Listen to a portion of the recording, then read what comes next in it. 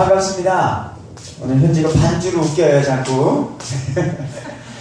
네, 반갑습니다. 오늘은요, 예수님이 놀랄만한 믿음, 이것을 한번 가지고 얘기해 보도록 하겠습니다. 여러분들은요, 사랑하는 사람이 무엇을 좋아하는지 파악하고 계시나요? 사랑하는 누군가가 있다면 부모님이 됐건 이성친구가 됐건 아니면 동성친구가 됐건 그 친구가 무엇을 좋아하는지 알고 있냐는 말입니다. 우리가 그것을 안다면, 그리고 내가 그것을 사랑하는 만큼 그것을 해주겠죠. 예를 들어서 이거야. 강희가 예를 들어 떡볶이를 너무 좋아해.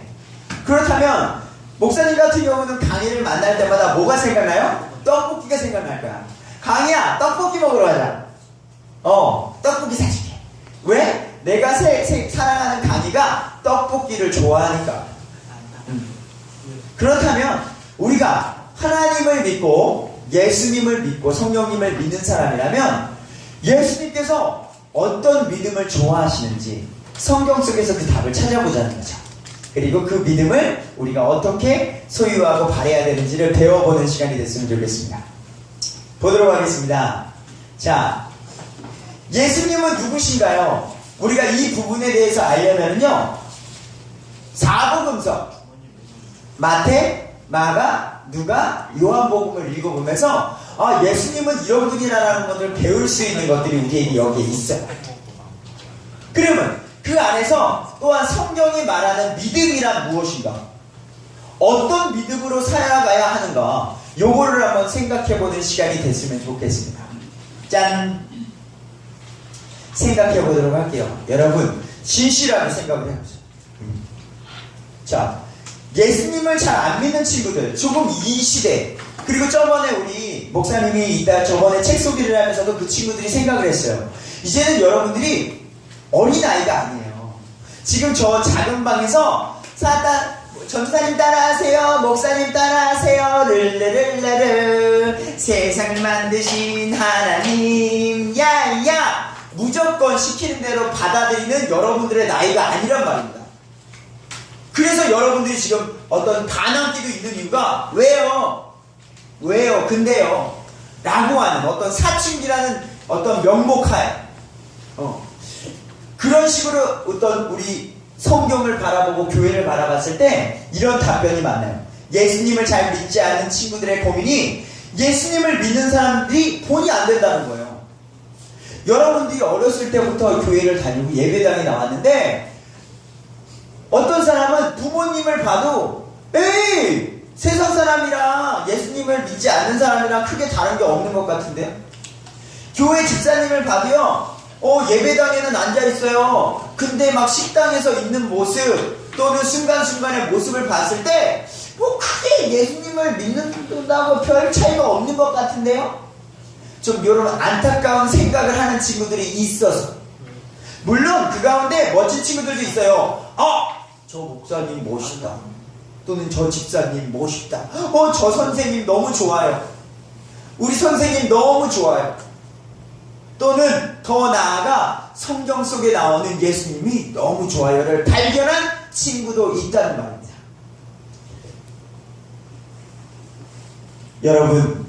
여러분이 예수님을 믿는 사람으로서 지금 어느 단계에 있습니까? 나는 예수님을 믿는데 사람들을 보면서 실망하는 수준인가요? 아니면 그 사람들을 보면서 아이고 안타깝다 하면서 이 성경 속에 나온 예수님을 바라보면서 신앙생활을 하는 사람인가요? 재밌는 게 어떤 사람은 나도 교회 다닙니다, 근데 나는 교회 싫습니다, 이 사람이 웃긴 사람인 거예요. 말이 안 맞는 거예요. 나는 예수님을 믿습니다, 근데 교회는 싫습니다, 말이 안 되는 거예요. 나는 우리 집의 가족입니다, 근데 엄마는 싫습니다, 말이 안 되는 거예요. 자기도 이상한 사람이라는 걸 이해해야 돼요. 자기가 잘못 믿고 있는 그리스도인이고 자기가 잘못된 가족의 구성원이라는 걸 인지해야지, 자기는 괜찮으면서 주위만 보는 건 잘못됐다는 것을 알아주시면 감사하겠습니다. 그래서 자, 예수님을 믿는 사람들이 본이 안 된다? 이것을 만약에 느끼셨다면 내가 본이 되는 사람이 돼야지 라고서 움직여 주셔야 된다는 거예요. 누가? 내가! 목사님이! 또 누가? 그래, 이걸 느낀 어느 누군가가. 그래서 우리 둘이 먼저 시작을 하고 우리 둘의 모습을 본 다른 사람들이 그것을 닮아가려고 하는 그런 모습들이 생기게끔 해야 된다는 겁니다. 자, 그럼 어떻게? 자, 한 이야기를 해주도록 하겠습니다. 오늘 누가복음 7장에 나오는 이야기예요. 자, 어떤 백부장에게 어떤 백부장 100명을 거느리는 장입니다. 어떤 사회적인 지위가 있는 사람이겠죠. 예, 100명을 거느리는 장, 로마 군대의 장입니다. 그 사람에게 사랑하는 종이 있었대요. 그가 병이 들었는데 마태복음 8장 6절에 그 병이 마비병이라고 나와요. 움직이지 못하는 어떤 힘든 병인가 봐요. 그 병이 있어서 곧 죽게 되었대요. 지위가 높은 사람이 있는데 자기의 종이 병이 걸렸대요. 그래서 그 사람이 한 방법이 뭐냐고요? 예수님의 소문을 들었습니다. 그가 3절에 보면 그가 예수님에 대하여 듣고 유대인 장로들을 그분께 보내요. 그분께서 오셔서 자기 종을 고쳐주실 것을 그분께 간청했대요. 자기 종이 아파서 예수님의 소식을 듣고서 장로들을 예수님께 보내어 고쳐주실 것을 간청했다는 겁니다. 여러분, 뭐가 와요?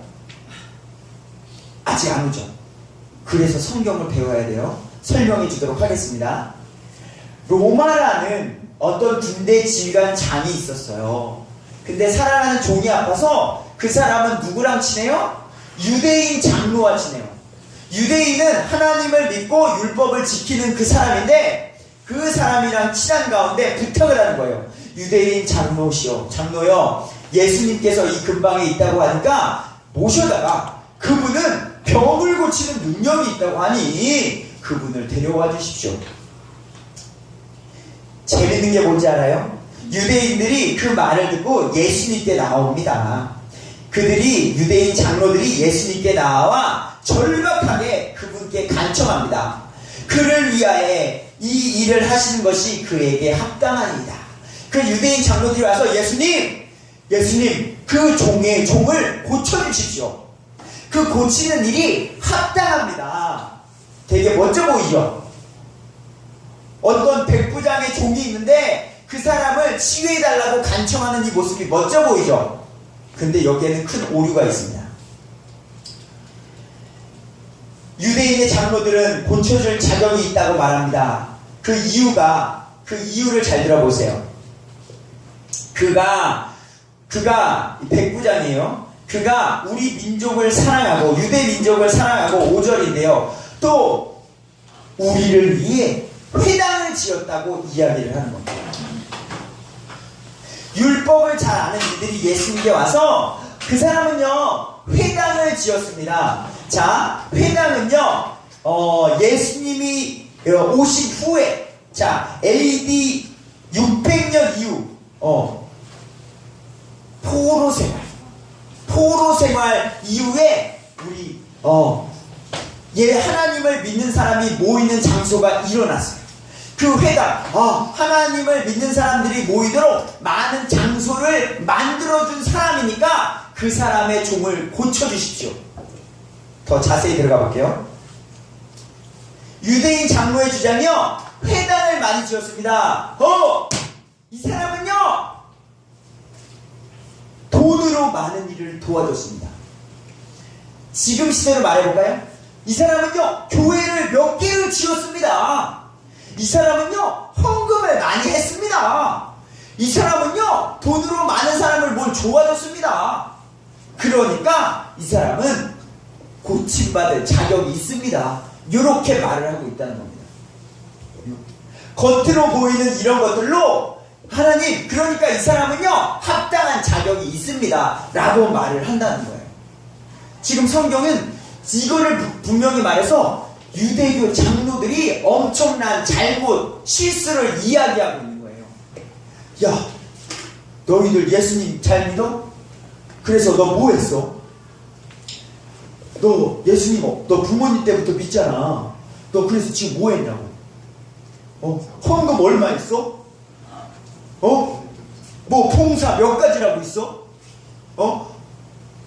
지금 유대인 장로들은요, 보여지는 이걸 가지고서 이 사람은 이 정도 했으니까요, 병 고쳐주십시오 라고 나오는 큰 실수를 범하고 있다는 말입니다. 이것이 병 고치심이 합당함이 될 수가 없는데 말입니다. 이야기가 이어져요. 예수님께서 백부장의 집이에요. 멀지 않은 곳에 계실 때에 백부장이 친구들을 보내어 이렇게 말을 합니다. 또 보내요. 장로들을 보냈다가 또 친구들을 보내더니 주여, 친히 수고하지 마세요. 친히 수고하지 마세요. 주께서 내 지붕 아래로 들어오심을 내가 감당할 자격이 없습니다. 지금 예수님을요, 이렇게 표현하고 있는 이 부분을 더 보세요. 사람들 보기에는 내가 대단해 보일지 모르나 난 자격 없는 무가치한 사람입니다. 죄인이구나. 여러분, 사람이란 지금 이 앞에 있는 저 목사님도 마찬가지고요. 겉보기에는 깨끗하고 죄 없고 바른 것 같죠? 안 그렇게 보이나?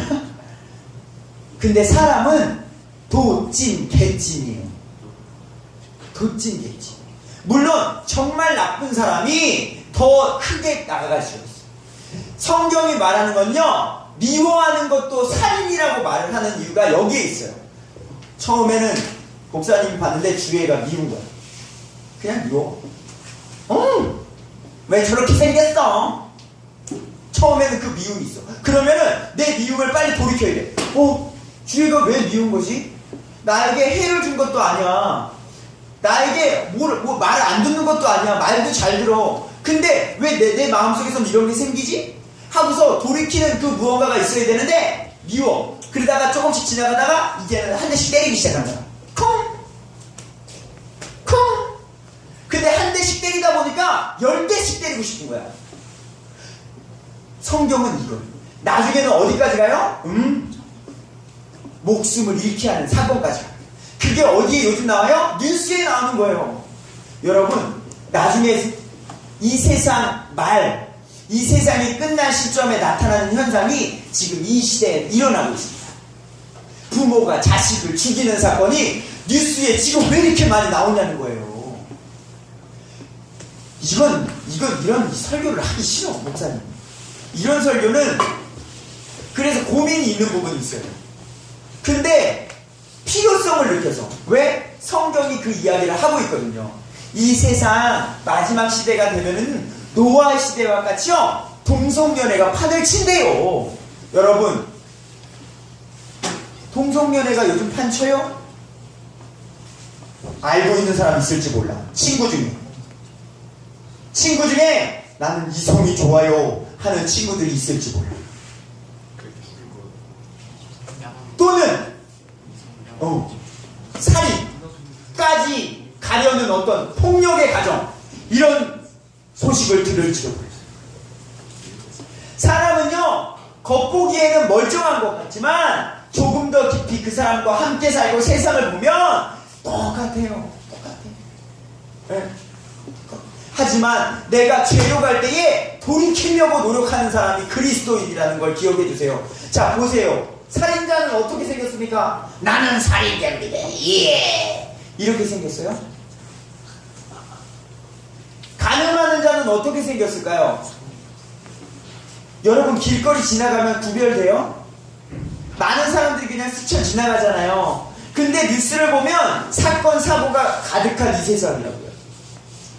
폭력을 일으키는 자는 어떻게 생겼을까요? 여러분, 사람의 속에 있는 이것을 정말로 무서워 여겨요. 겉모습으로는 잘 모르나 속은 모르는 죄로 가득하다는 거예요. 아까 유대교 장로들도 마찬가지죠. 겉모습은 멀쩡해요. 그래서 율법도 잘 가르치고 지키는 사람이라고 생각해요. 근데 그 속 안에 뭐가 있어요? 그런 사람. 겉으로 돈으로 회당을 많이 짓고 하는 사람의 그거는 어이구 봉사 많이 하시고 돈 많으시셨습니까? 회당을 많이 지셨습니까? 그러니까 그 사람의 말을 따라서 손수 예수님을 찾아가서 아유 간청합니다. 이 사람의 주인이 이렇게 많이 했으니까요 간청하오니 치유해 주십시오 라고 하는 거예요. 그게 예수님이 지적하는 잘못을 이야기하는 거예요. 뭐냐? 여기서 백부장은요 로마 제국의 지휘관입니다. 그리고 예수님은 누구예요? 이 시대에 예수님은 갈릴리 목수예요. 지휘관과 그냥 갈릴리 목수라는 직분의 사람이 만났는데 그 행동하는 태도는 너무 다르다는 거죠. 자, 백부장은요 예수님의 겉모습을 보지 않았습니다.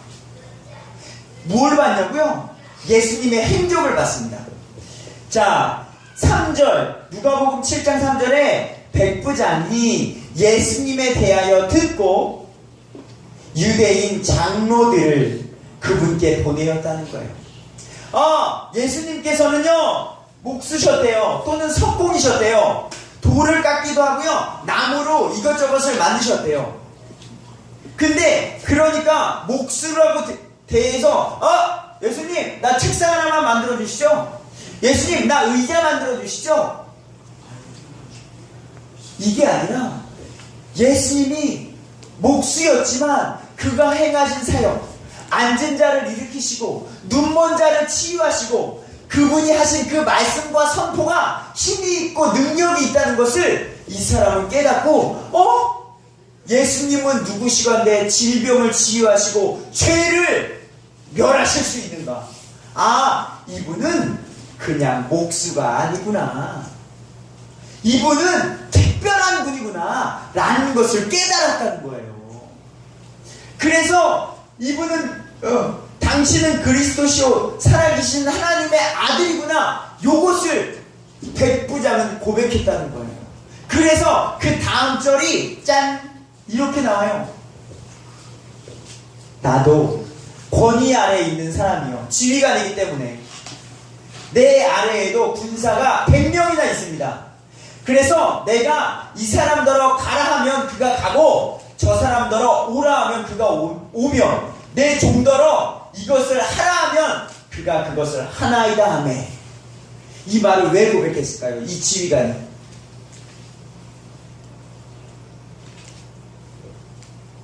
내 말에 내 권위에 100여 명은 꼼짝 못합니다. 지금 여러분들은 자유에서 잘 모르죠. 교회 안 나와도 되고 밥 안 먹어도 되고 심지어는 학교를 안 가도 돼요. 그죠? 부모님만 속상할 뿐이죠. 여러분 근데 이 당시의 권위는 생명을 좌지우지하는 권위란 말입니다. 생명을 좌지우지하는 권위. 그의 생명을. 근데 나에게는 이런 권위가 있습니다. 그래서 100명을 내가 좌지우지할 수가 있고 내 종을 좌지우지할 수 있습니다. 근데 예수님 당신 내 집에 오는 건 내가 감당하지 못하겠습니다. 하나님의 권위 아래 세상이 움직이기 때문입니다. 예수님 당신 안에 이 세상이 운영되고 있는 걸 제가 발견했기 때문입니다. 이 고백을 지금 이 백부장이 하고 있는 거예요. 놀라운 사실이죠. 난 지휘관이에요. 근데 일간 목수예요. 근데 그분을 목수로 안 본 믿음이 이 백부장에게 있었다는 말입니다. 여러분 예수님을 누구로 생각하십니까? 듣기 싫은 교회 오면 맨날 예수님 하는 그분인가요? 아니면 여러분의 생명을 그리고 정말로 어제나 오늘이나 영원히 동일하신 그분이라면 지금도 이 세상을 다스리시는 그분으로 믿으시나요? 이게 여러분들의 인생을 좌지우지한다는 걸 기억해 주십시오. 자, 예수님께서 그 말씀을 들으시고 그로 인해 놀라사 예수님께서 기쁘게 놀란 사건 이겁니다. 성경에요 예수님께서 기쁘게 놀란 일이 이거라고요. 이스라엘에서 이렇게 큰 믿음은 내가 결코 보지 못하였다. 내가 수많은 사람들이 있었는데 이렇게까지 나를 믿진 않았다는 거예요. 네. 여러분, 이런 믿음을 소유하고 싶은 우리의 마음이 있었으면 좋겠습니다. 근데요, 그건 백부장이죠. 난 관심 없습니다. 그로 인해서 여러분이 잃어버리고 놓치는 것들이 얼마나 많은지를 알아주세요.